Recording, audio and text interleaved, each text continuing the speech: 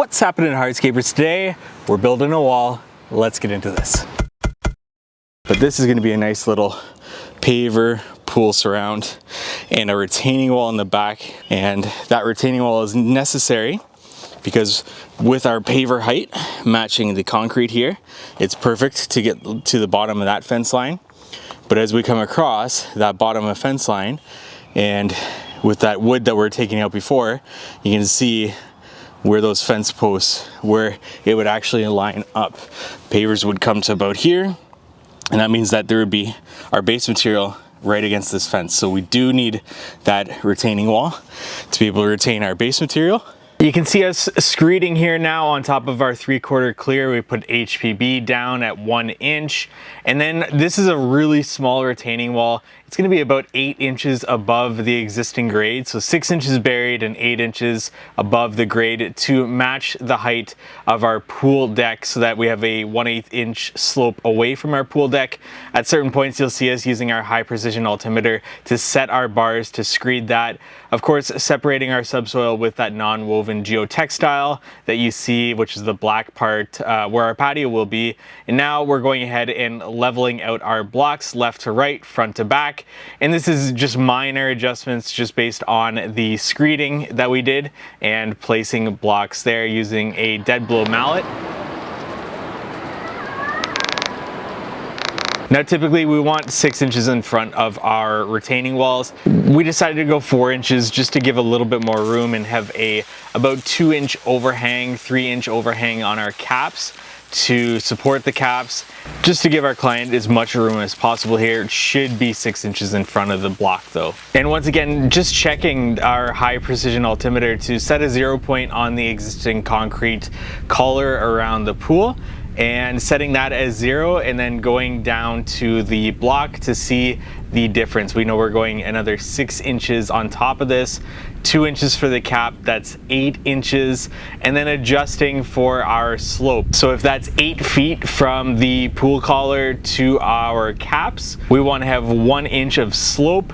So then we say, okay, 6 inches plus 2 inches for our cap, that's 8 inches plus 1 inch, that's 9 inches. We need to be -9 inches from our 0 point, and that just helps us get to where we want to be with this all around our existing pool deck.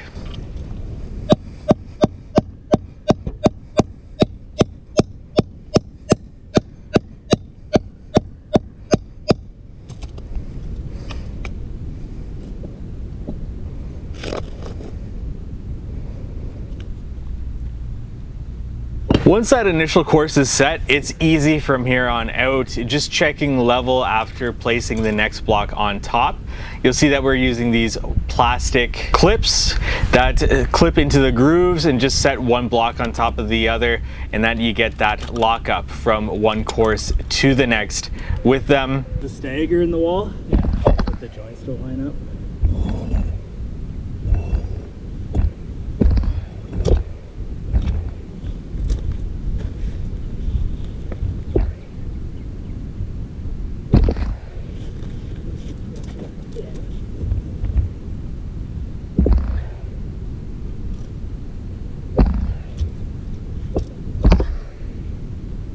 All that labor is in that initial layer, and if we were going higher than this, there would also be additional labor in completing the backfill.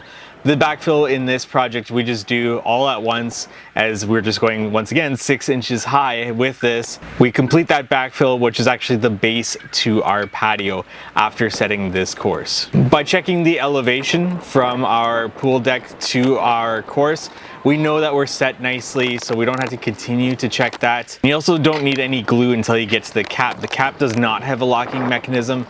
We actually decided to go with natural stone caps. My favorite type of cap to use, and the natural stone is just smooth all on the bottom. So the caps do need to be adhered. Just in case somebody's walking on the caps, you always want to make sure that they're adhered properly. And then when we backfill, we compact this open graded material. You'll see how much lower we are actually on those wall blocks. We ended up having to add a little bit more. We want to be about 1 inch, a little bit less than 1 inch under that wall block height. That gives us room for our 1 inch screed layer. And then our pavers are 2 3/8 of an inch, and we need to match it up with our caps, which are 2 inches. inches.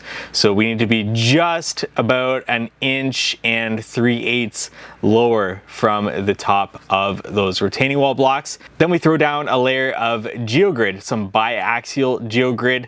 We don't put this into the wall. Once again, it's a 6-inch wall, doesn't necessarily need it. This is being used mostly for stabilizing our patio, and we do that 6 to 12-inch overlap there, putting material on it to pin it.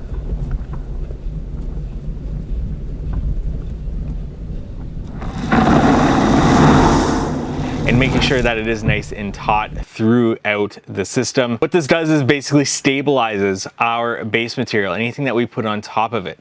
Those aggregate pieces get interlocked into the apertures or the openings of that biaxial geogrid, which helps in stabilization.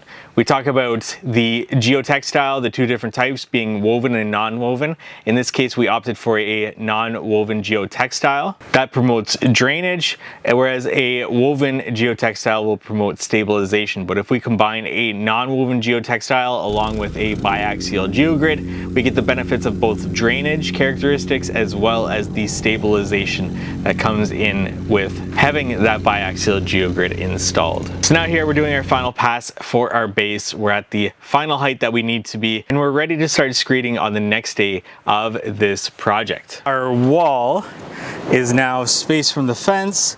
Our cap is going to overhang to meet this post, and then we'll probably fill up with decorative stone to fill in this tiny little gap here. But our wall is now, we can backfill here all the way along and compact along it.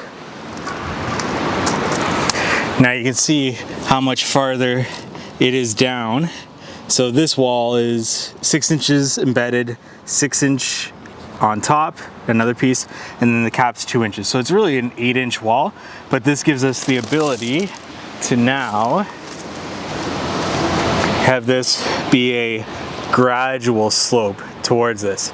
Otherwise, you can't do this without this wall here, because then we have an extremely aggressive slope to meet the bottom of the fence line, where our base material is not going to be held against the fence, it's now held against our wall.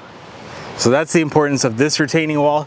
We're going to be high over here, but not too high. We're only going to be the height of our paver high, so we're not worried about our base washing into the bed. We'll just raise the bed a little bit with some more soil.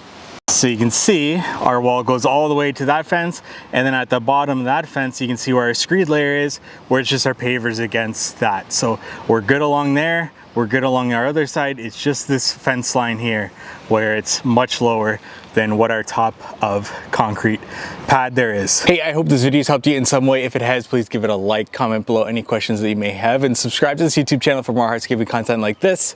Thank you so much for watching.